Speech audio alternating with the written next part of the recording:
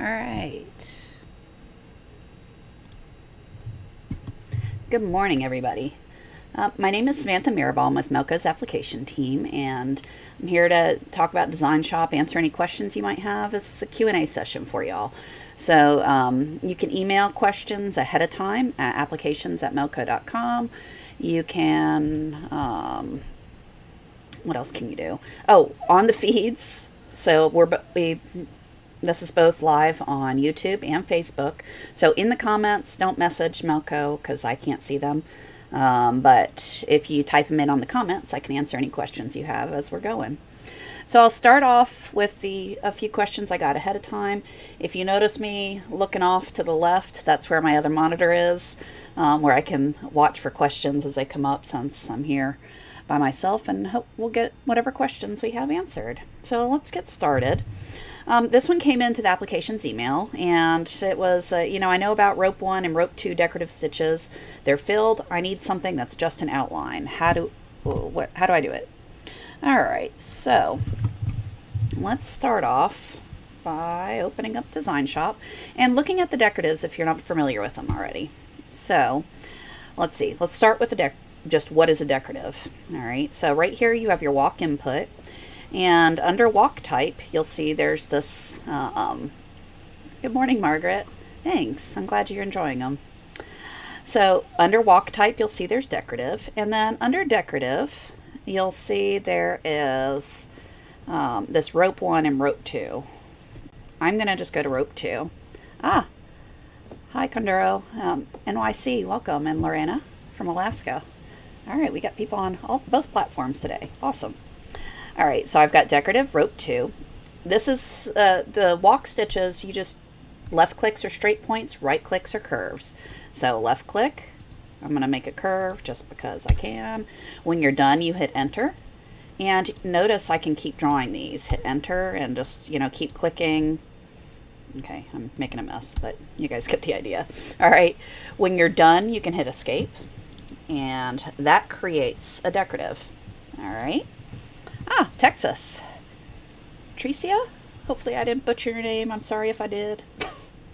All right, so those are the filled stitches. So the question was, how do we create our own decorative that's just an outline rather than this filled thing? All right, so I'm going to create a new file. Down here I've got my custom selection. I'm going to click on that. And then I'm going to come down and change this top one to decorative stitches. And scroll over, and again, I'm going to find that rope 2 one. Where is it? Rope 2. All right. So all I did was left click and drag it onto the screen. So what am I doing here? So this is just to get me some artwork to trace. So I always like to think work smarter, not harder. This works. It makes a really pretty rope, so why not start with that? Okay, so with decorative stitches, you have to pay attention to your start point and your end point. Gabby in Tucson. Ooh, it's getting nice weather everywhere too. All right, so I've got this art. I'm going to trace it. I'm going to just delete this because I don't need it. I'm just using this as something to trace. Now with decoratives, you have to pay attention to your starts and stops. All right, so there's my start and stop. I'm going to go ahead and just draw a vector line and move it around, mainly just to make sure I have my starts and stops marked appropriately. Okay, so I'm just dragging this down and then checking it by looking at where my X's are. And I went too far. Let's try that again. Okay, and I'm close to where the starts and stops are. Now it is important when you're creating these decoratives that you do keep your start and stop on the same line. Otherwise it can drift and do other weird things. A question was put in of, can you do decoratives around fonts? Let me show you that after we do this walk. All right. So the original question was, how do I make this as not a filled, a walk stitch instead? So I'm going to duplicate this and convert it to a vector. You don't have to convert it to a vector, and to get to the screen, I'm right clicking. I'm going to convert to vector. All right, so I've got my vector line, and then I've got a vector shape to trace. And again, I'm of the opinion, work smarter, not harder. So let's click on the vector. I'm going to go to the walk. So select the vector, hold the shift key down, and click on that walk input. What did that do? All right, well, that created a walk around the shape. Okay, now notice my starts and stops are not on my line, so we've got to fix this, and this is only one set of stitching around. I don't want one, I want it more like a bean stitch so it shows up a little bit nicer. So first off, I'm going to come over here and add a point. That's where I'm going to start, and then I'm going to split that. And again, on my stop point over here, helps if I click closer to my line, but oh well, close enough. All right, I'm going to split that. So what do I have? I have a top and a bottom. So it's going to start here. I'm going to do a walk stitch over. That puts one piece of thread. Here I'm going to change that one to a bean. Again, it starts where the previous one ended, and it's going to walk its way around. And let's fix this so my end point is up here and there. So now I've got my end point on my line. It starts on the line, ends on the line. So then I'm going to copy that top again, which remember that was just a walk normal, and I'm going to paste it after that. So I just did a bunch of copying and pasting after splitting something. So I'm going to change this one over to a bean stitch. So what does that give me? One row of stitches around here. So that's one. Down here it's going to do a bean stitch, which is 3. So you can see the bean thickness of 3. So it's going to do 3 pieces of thread all the way over to here. And then I don't want the top to be 1 and the bottom to be 3, so that's why this one. And what's the other benefit of that? It gets me to end on my line over here. All right, so we start, went around, and it ends over here. Now I can take these 3 stitches that I created and select them, save custom shape, change this to decorative, and give it a name. I like, when I'm testing things, I really like just giving it a generic name. That way I'm not junking up my decorative list with a whole bunch of things that I may or may not like. So I'm going to change that to test, replace it, yes. All right, so now if I come over here, change it to decorative, come down to, where's my test, draw my line, and zoom out so we're not so darn close. I should have done that first. There we go. Now I have a bean stitch decorative rope that's not filled. Okay. And you can adjust it, do whatever you want, but that's one way to do it. Now, keep in mind, one thing to think about that I didn't really consider, from here to here, it's going to go over it a second time. So that's actually going to be pretty thick. So I may actually want to do something a little different there, but the only way to know is to sew it out, try it, see if it's the look you want, and if so, come back to your original shape and make the adjustments. Okay, and then save it over test again and go again. Fun stuff. All right, so what else do we have? What's going on? It says I'm online. Okay. Can we do text around fonts? That was a question that was typed in. Kind of, I guess. So I'm going to make it larger. So let's say I've got an S. I typed it in. If I hold my shift key down and click on this walk input, what does that do? All right, so that created a walk around my letter. I can then change this to decorative, and now I've got a decorative with a bead. If I want it to be a decorative circles, I can do that. So yes, you can do decoratives around it, but one of the things you got to keep in mind is it's going to sew your text first and then do the decorative. So you may actually have to break it apart to do one letter, then the decorative, second letter, then the decorative. Otherwise, depending on the length of your word and how big it is, push, pull, all that fun stuff, it may not register right. So, but yeah, you can absolutely do decoratives around fonts. Okay, so let's see, any other questions typed in? I don't see any on YouTube or Facebook, so I'm going to keep going. What else do we have? All right, so we created the rope 2 as a outline. Oh, this one, last week when I went to what I do rather than showing you guys the easy way to do it, so I'm sorry. So one of the question was, when you're creating your own designs and you want to save them into this custom thing, I went a pretty roundabout way to show you how to create your own folders. That's the reason I do that, just to give you a little background, is I have 4 different machines I digitize on, and I like to keep the libraries the same across all of them. So I actually save all my designs on a shared drive, and then as I update my libraries, I copy and paste them over. So it's way easier for me just to manage one set of databases and then copy them, rather than trying to track between all of it. With that said, it is way easier that if you want to save your own custom shape into your own little folder, so just like I do here, I've got my own little folders. So you would create, okay, let's not do lettering. Let's draw something silly. All right. So I've got this a triangle fill. So let's say I want that to be a, I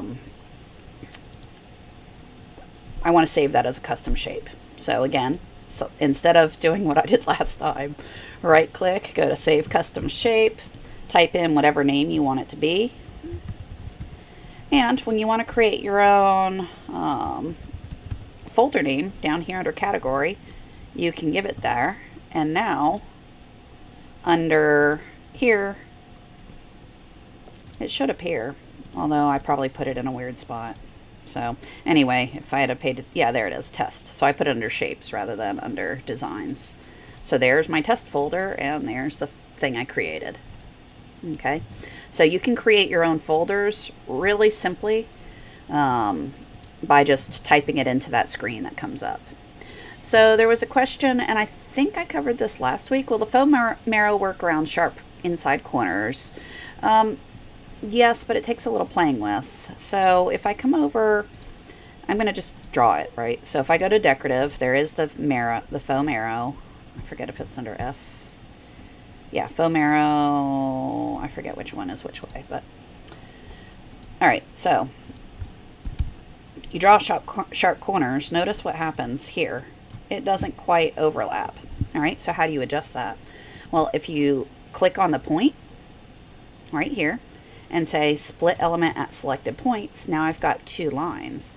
So now I can force the issue by moving these around. Okay. So let's say that's what I want to do. Well, I ended here, I started there. If you update your auto trims, you can see if that's going to create a trim, which it is. We don't want that. So, or I wouldn't want that. So from the end of this one, what I'm going to do is just do a basic walk normal from here to there. And it starts now. So if I update my auto trims, notice it goes away. So now that's gone. It looks like I need to play with this one a little bit too. There, that's better. Okay. So again, I always like to double check, especially when I'm doing stuff like this, that we don't have trims in there that aren't needed. Because who likes it to sew something, do a trim, move hardly any, move a little bit and then go again. That's not my favorite thing. All right.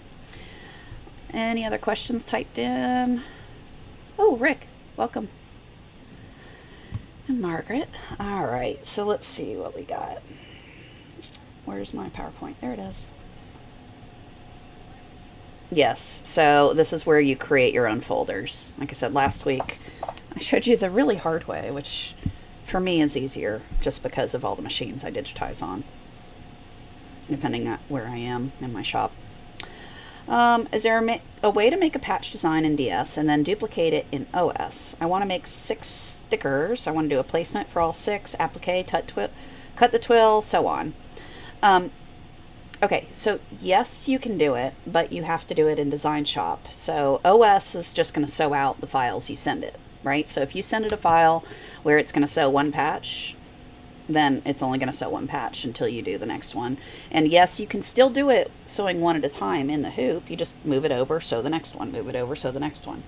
Now, if you want to do multiples, I know I've covered these in past videos, although I could not tell you which week, so let's do it. So let's say what we have is a circle patch. All right, so I'm going to digitize a circle, center it just because so I drew a circle. I'm going to duplicate it by doing Control C, Control V, give it a different color. So the first one is my placement. There's my tack down. Again, I'm going to copy paste, give it another color. I want to change this one to that zigzag stitch, which is a tackle stitch.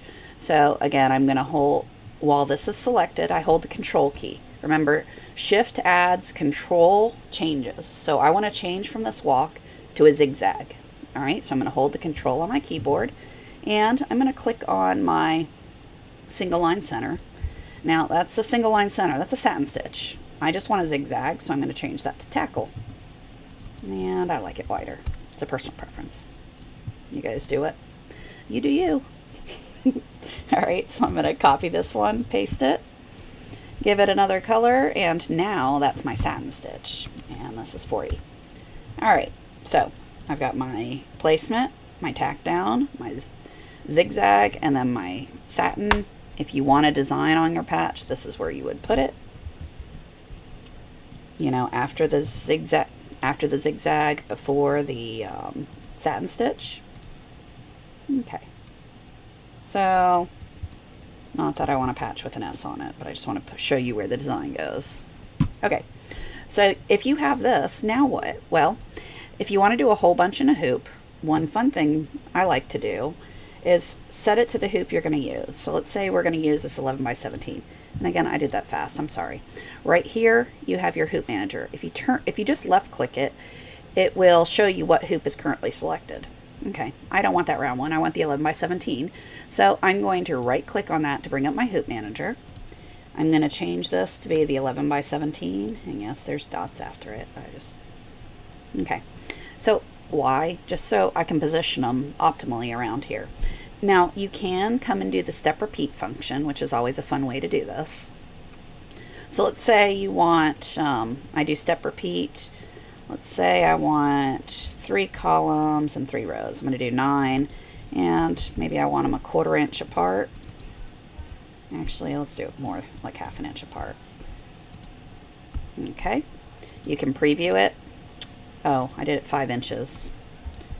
Let's try that again. There we go.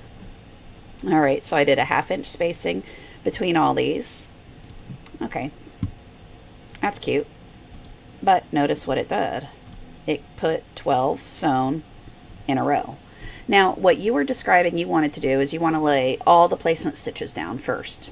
Okay, what you do for that is we have to sort. Okay, so I got these 9 patches. I then want my first stitch all under one. So I'm going to left click on the color I want to move, which is the first for each one of these, and drag it up. And I guess since I was going to do this manually, I shouldn't have done 9, so you get to watch me move things 9 times. Sorry. Okay. So I'm dragging these, left clicking on it, dragging up. The line where it shows is where it's going to put it. So 3, 6, 7. I'm missing 2. Ah, there they are. I can also select them by holding my Control key. Left click and drag, and there are the last 2. So there's all 9 under one color. So again, I can do that with the other ones as well. If I don't want to drag them one at a time, I can select them by holding my Control key until they're all selected. There. Okay. Left click and drag until that line's after color 2. And because I have the colors merged, that's why they're putting them together. If I didn't, it would have all those as separate color changes. So that means if you're pre-cutting them, you don't need the separate step. So that could just be your zigzag straight into it.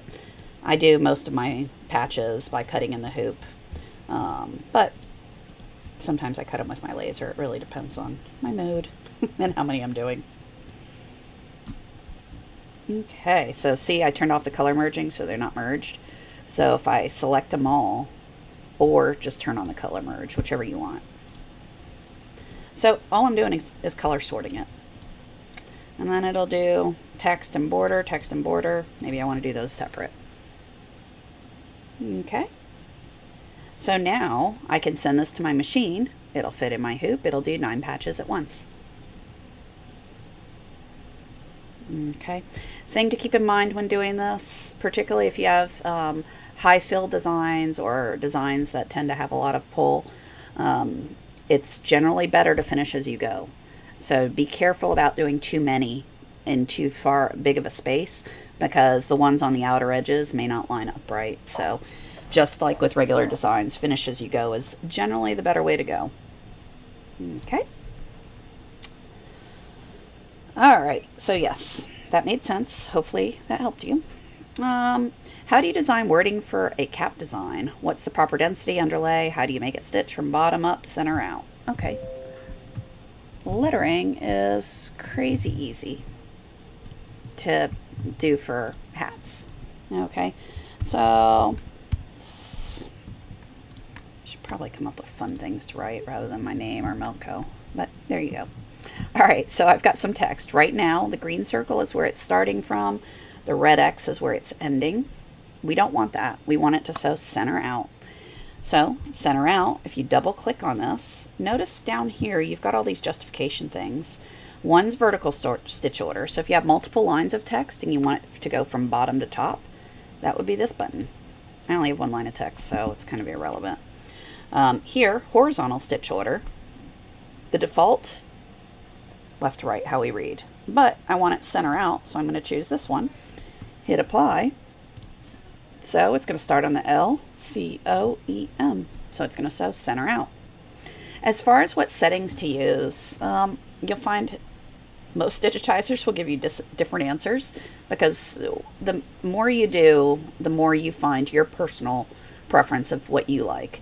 Good place to start. Double click on this. Under your underlay right here, you've got these settings for underlay. Okay, so depending on the weight of the material, so if the material is really heavy, you can choose that. If it's a super lightweight, which generally hats are not lightweight, but you could do this one. So I would probably stick with medium. It's just, again, what this does is it sets up the properties for you automatically using this auto, and the auto works really nicely. Highly recommend it, the auto stuff, particularly if you're getting started. And again, what you'll find is you'll go, hey, this worked really well, or I needed more density on that. Again, with auto density works really well, particularly if you're doing things that are changing from really thin to really thick.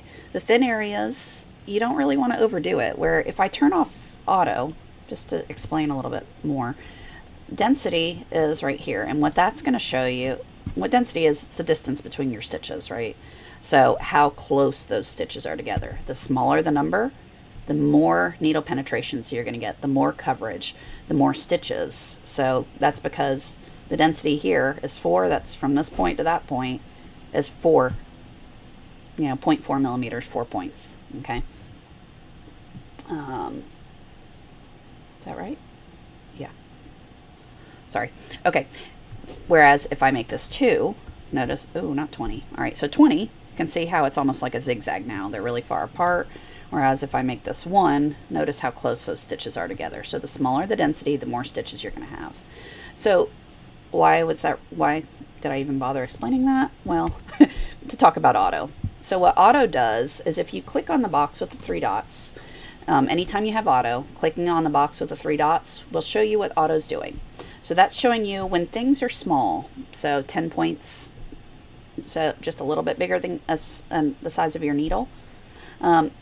Density is at 4.7. By the time you get big, it's at 3.6.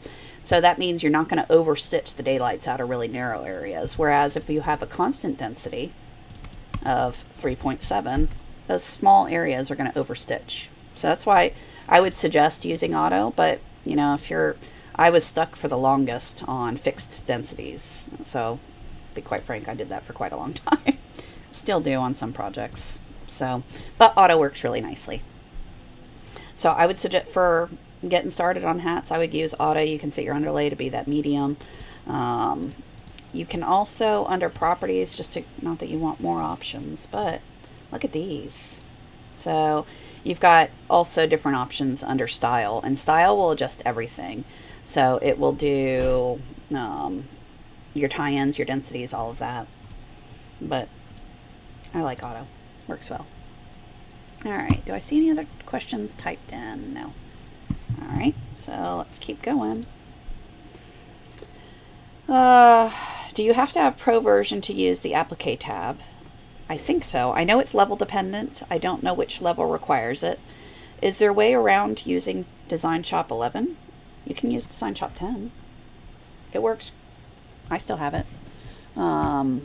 So this is DS11. If I close it, do I need to save any of this? No. So let's close it. Go away. No. So you can always go back and use DesignShop 10. Although, did I uninstall it on this computer? No, it's deactivated. All right, so anyway, yes, I'll fix that before the next one. I gotta go find my serial number.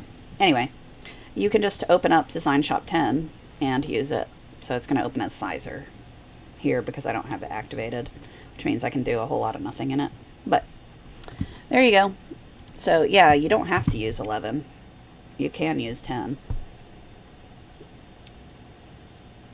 As far as the Applique tab, that is level dependent. And I showed how to do the patches. That's how, if you don't have Pro, that's how you would do your Applique. You would just create the stitches manually. You do your walk for placement, a zigzag for your tack down, and then your satin stitch for your cover stitch. If you don't have the Applique feature, which is this one right here. Okay. How do you embroider on Richardson's 112 sublimated hats and make it look good? Well, so this one, I'm not quite sure what's not looking good about it. So Richardson hats are always fun to work on. I don't know what the sublimated, how that's affecting it. So if you have an example of what you're wanting to improve, if you could send us a picture of that, that'd be helpful, because the only thing I could say is, make sure your designs are center out, bottom to top. With any hat, particularly your Richardson's, that center is kind of hard to sew over.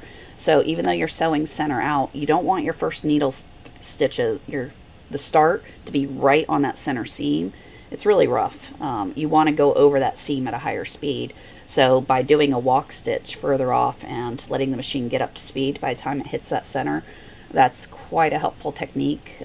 There's also other underlays you can do, like a zigzag over the center seam to cover it up some. But I'd need to know a little bit more about what you're trying to improve to be able to help you there. I have version 10. How do we get the update for version 11? You can message call your sales guy, or gal, whoever your salesperson is, give them a jingle and they can hook you up there. You can email, if you don't know who that is, you can email sales@melco.com. You can call Melco. I don't know the phone number. It's on their website. So you can do that. Lots of different options. But the best thing to do would be just get in touch with your salesperson. If you have Bravo, your dealers should be able to help you out. If you've got, the MTs or an XT, XTS, whoever you bought your machine from, that representative will be able to help you out. Okay. I don't think I have more questions. So unless you guys have any others, scrolling. Oh, awesome. All right. So there is a live presentation on the Richardson 112s coming on Wednesday. So they're going to be covering those in detail for you on this coming week. That's awesome. All right. Any other questions? I don't see any typed in. Well, if there's something you guys want to learn, you want to talk about, let us know, and we'll try to get those incorporated either into one of the Wednesday sessions, or I can talk about them here for you. I'll kind of hold forth for a few minutes, see if there's any other questions. Other than that, make sure you send any questions you have to applications@melco.com. You can type in on these threads and we can talk about them live. And other than that, next week I'll be back on Thursday. So we alternate Thursday, Friday. So next Thursday, we'll have our next one. So in the Facebook groups, look for questions, or look for that thread. It's the cover. It's usually this picture with me asking, hey, any questions? Let me know. Otherwise, I sit here and talk to myself and I feel foolish. All right. Well, you guys have a fantastic weekend. I hope these are helpful for you. Let us know what you want to learn about, and we will try to get those incorporated for you. All right. I will talk to you again on Thursday, and happy sewing, everyone. Bye.